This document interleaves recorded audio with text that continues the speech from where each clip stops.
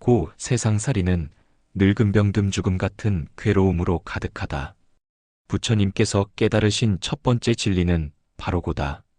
이는 단순히 슬프거나 아픈 것만을 의미하지 않는다. 우리가 살아가면서 마주하는 모든 형태의 불만족과 괴로움을 포괄하는 개념이다. 생로병사라는 말이 있다. 태어남, 늙음, 병들, 죽음은 인간이라면 누구도 피할 수 없는 네 가지 고통이다. 우리는 태어나는 순간부터 이미 죽음을 향해 걸어가고 있으며 그 과정에서 수많은 괴로움을 경험한다. 사랑하는 사람과 헤어져야 하는 아픔, 미워하는 사람과 함께 있어야 하는 고통, 원하는 것을 얻지 못하는 좌절감, 그리고 얻은 것을 잃을까봐 불안해하는 마음까지 모든 것이 고의 범주에 속한다. 하지만 부처님이 말씀하신 고는 절망적인 것이 아니다. 오히려 현실을 있는 그대로 받아들이는 지혜의 시작점이다. 우리가 괴로움을 인정하고 받아들일 때 비로소 그것을 극복할 수 있는 길을 찾을 수 있다. 마치 병을 치료하려면 먼저 병이 있음을 알아야 하는 것처럼 인생의 괴로움을 해결하려면 먼저 그 괴로움이 존재한다는 사실을 직시해야 한다. 현대를 살아가는 우리도 마찬가지다.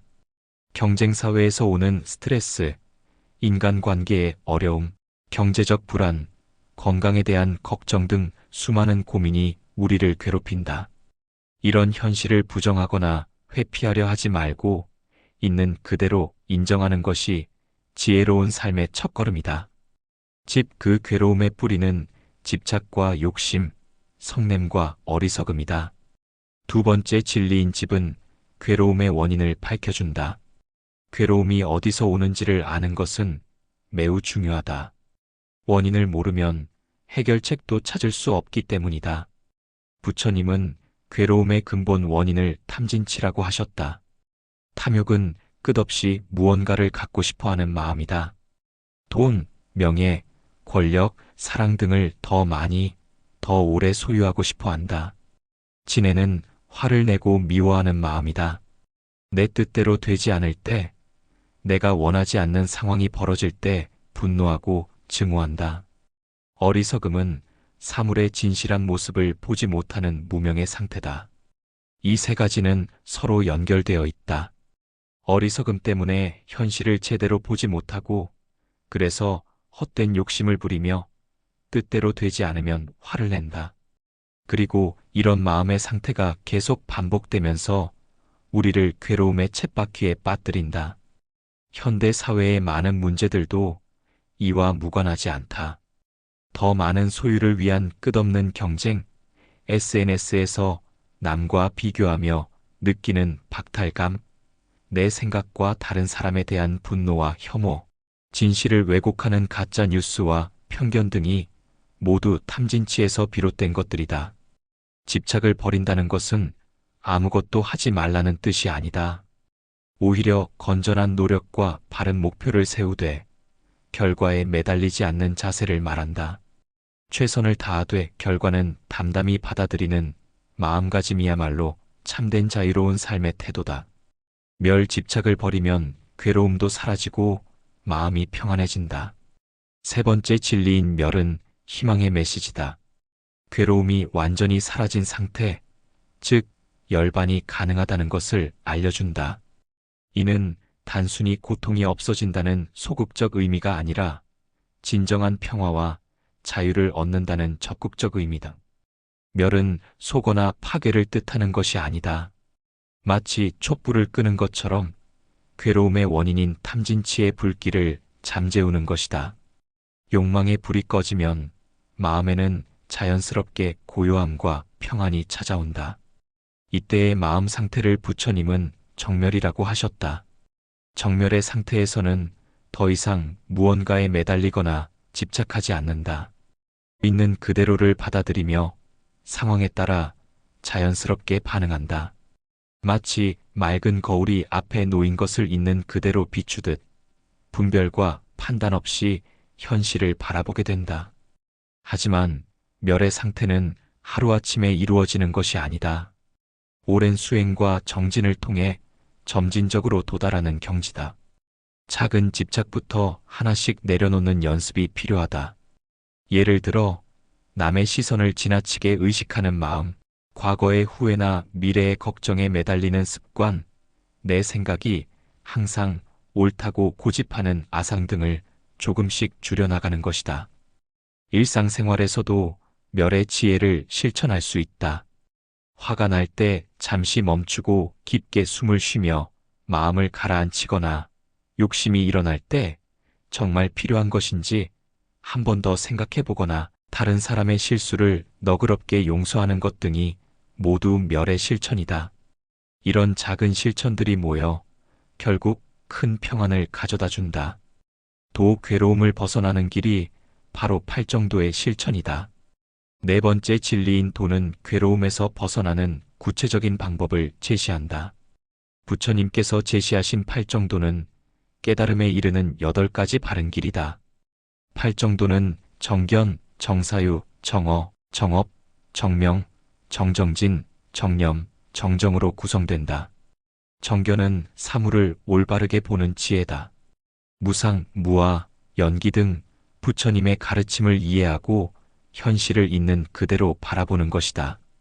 정사유는 바른 생각으로 탐욕이나 분노가 아닌 차비와 지혜에 바탕한 사고를 의미한다. 정어는 바른 말로 거짓말이나 욕설, 험담을 하지 않고 진실하고 상냥한 말을 하는 것이다. 정업은 바른 행동으로 살생, 도둑질, 사음 등을 하지 않고 도덕적인 삶을 사는 것이다. 정명은 바른 생계로 다른 생명을 해치거나 속이지 않는 정당한 방법으로 생활하는 것이다. 정정진은 바른 노력으로 게으르지도 않고 지나치게 애쓰지도 않는 중도의 정진을 뜻한다. 정념은 바른 마음 챙김으로 현재 순간에 깨어 있으며 자신의 몸과 마음, 주변 상황을 명확히 알아차리는 것이다. 정정은 바른 선정으로 마음을 한 곳에 집중하여 고요하고 맑은 상태를 유지하는 것이다. 팔정도는 단계적으로 실천하는 것이 아니라 서로 연결되어 함께 발전시켜야 한다. 일상생활에서 바른 말과 바른 행동을 하려 노력하고 매일 조금씩 명상하며 마음을 관찰하고 다른 사람에게 자비로운 마음을 갖는 것이 모두 팔정도의 실천이다. 무상 이 세상 모든 것은 변하니 영원한 것은 하나도 없다. 무상은 불교의 가장 기본적이면서도 깊은 가르침 중 하나다. 이 세상의 모든 현상은 끊임없이 변화하며 영원히 지속되는 것은 아무것도 없다는 진리다. 우리 주변을 둘러보면 무상의 법칙을 쉽게 확인할 수 있다. 봄에 피었던 꽃은 가을에 지고 젊었던 몸은 늙어가며 사랑했던 관계도 변하고 한때 번영했던 도시도 쇠락한다. 우리의 감정도 마찬가지다. 기쁨도 잠시이고 슬픔도 영원하지 않다. 화가 나 있을 때도 시간이 지나면 언젠가는 가라앉게 된다. 무상을 이해하면 2가지 큰 지혜를 얻을 수 있다. 첫째는 집착을 내려놓는 것이다. 어차피 모든 것이 변한다면 무언가에 지나치게 매달릴 필요가 없다. 좋은 것도 언젠가는 사라지고 나쁜 것도 영원하지 않다. 둘째는 현재에 충실하는 것이다. 모든 것이 변하기 때문에 지금 이 순간이 더욱 소중하다. 하지만 무상을 단순히 허무주의로 받아들여서는 안 된다. 모든 것이 변한다는 것은 절망적인 사실이 아니라 희망적인 메시지이기도 하다. 현재 어려운 상황에 있더라도 그것이 영원히 지속되지는 않는다. 노력하면 변화시킬 수 있고 시간이 해결해 주는 것들도 있다. 무상의 지혜를 일상에서 실천하려면 먼저 변화를 자연스러운 것으로 받아들여야 한다. 나이 드는 것을 슬퍼하기보다는 인생의 자연스러운 과정으로 여기고 이별의 아픔도 삶의 일부로 받아들인다. 동시에 지금 가진 것들, 지금 함께 있는 사람들을 더욱 소중히 여기게 된다. 무상을 깨달을 때 우리는 비로소 진정한 감사와 겸손을 배우게 된다. 무와 나라는 것도 실체가 없고 모든 것은 인연 따라 생겨난다.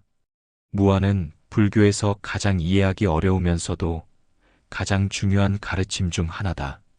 이는 나라고 생각하는 고정불변의 실체가 존재하지 않는다는 의미다. 우리는 보통 나라는 것이 확고하게 존재한다고 생각한다. 내 이름, 내 몸, 내 성격, 내 기억 등이 변하지 않는 나를 구성한다고 여긴다. 하지만 자세히 살펴보면 이 모든 것들이 끊임없이 변하고 있다. 몸의 세포들은 계속 교체되고 생각과 감정은 매 순간 달라지며 기억마저도 시간이 지나면서 변화한다. 부처님은 나라고 여기는 것을 5가지 요소로 분석하셨다. 이를 오온이라고 한다. 세고는 물질적인 몸, 수오는 감받는 작용, 상오는 인식하는 작용, 행오는 의지적 행동, 시고는 알아차리는 의식이다. 이 5가지가 서로 작용하여 나라는 경험을 만들어내지만 그중 어떤 것도 영원불변한 나는 아니다. 무아를 깨달으면 가장 먼저 자아에 대한 집착이 줄어든다. 내가 옳다, 내가 특별하다, 나를 인정해달라는 아집이 약해진다. 대신 다른 사람들과의 관계에서 더 유연하고 관대해진다.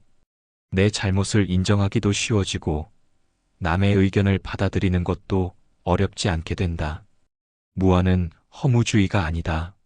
나가 없다고 해서 아무것도 하지 말라는 뜻이 아니라 고정된 나에 얽매이지 말고 더 자유롭게 살라는 의미다.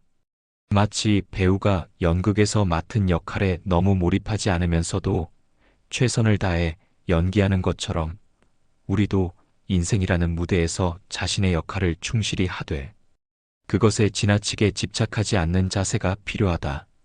연기 세상 모든 것은 서로 연결되어 홀로 존재하는 것은 없다. 연기는 인연에 따라 일어난다는 뜻으로 이 세상의 모든 현상이 독립적으로 존재하지 않고 서로 의존하며 생겨난다는 법칙이다. 부처님의 가르침 중에서 가장 독창적이고 심오한 통찰 중 하나다. 연기의 공식은 이것이 있으므로 저것이 있고 이것이 생기므로 저것이 생긴다. 이것이 없으므로 저것이 없고 이것이 멸함으로 저것이 멸한다다. 모든 존재와 현상은 다른 것들과의 관계 속에서만 의미를 가지며 절대적으로 독립된 것은 없다. 예를 들어 한 송이 꽃을 생각해보자. 그 꽃이 피기 위해서는 씨앗, 흙, 물, 햇빛, 공기 등이 필요하다. 또한 그 씨앗이 생기기까지는 이전 세대의 꽃들이 있어야 하고 흙이 만들어지기까지는 수많은 지질학적 과정이 있었다. 이렇게 거슬러 올라가면 우주 전체가 그 꽃 한 송이와 연결되어 있음을 알 수 있다. 인간도 마찬가지다. 내가 지금 여기 존재하는 것은 부모님 덕분이고 부모님이 계시는 것은 조부모님 덕분이다. 내가 먹는 음식은 농부들이 기르고 입는 옷은 많은 사람들의 손을 거쳐 만들어졌다.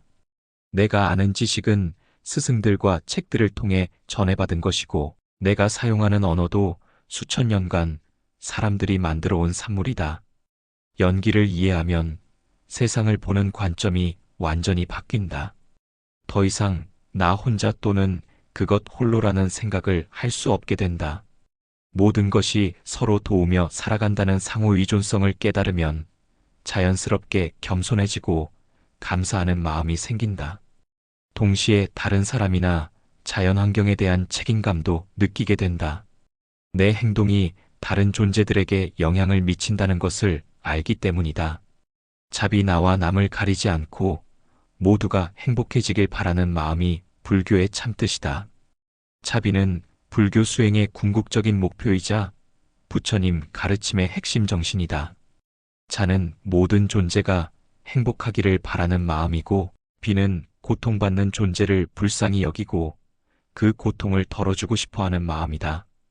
진정한 자비는 조건이 없다. 내게 잘해주는 사람에게만 베푸는 것이 아니라 나를 미워하는 사람에게까지 자비심을 갖는 것이 참된 자비다. 또한 자비는 감정적인 동정이 아니라 지혜에 바탕한 따뜻함이다. 상대방에게 정말 무엇이 필요한지를 지혜롭게 판단하여 적절한 방법으로 도움을 주는 것이다. 부처님은 자비를 기르는 방법으로 사무량심을 제시하셨다. 자, 비, 휘, 사가 그것이다. 자는 자애심으로 모든 존재의 행복을 바라는 마음이고, 비는 연민으로 고통받는 존재를 돕고 싶은 마음이다. 희는 기쁨으로 다른 존재의 행복을 함께 기뻐하는 마음이며, 사는 평등심으로 미워하지도 지나치게 집착하지도 않는 평온한 마음이다. 자비를 실천하는 것은 거창한 일이 아니다. 일상생활에서 작은 친절을 베푸는 것부터 시작할 수 있다.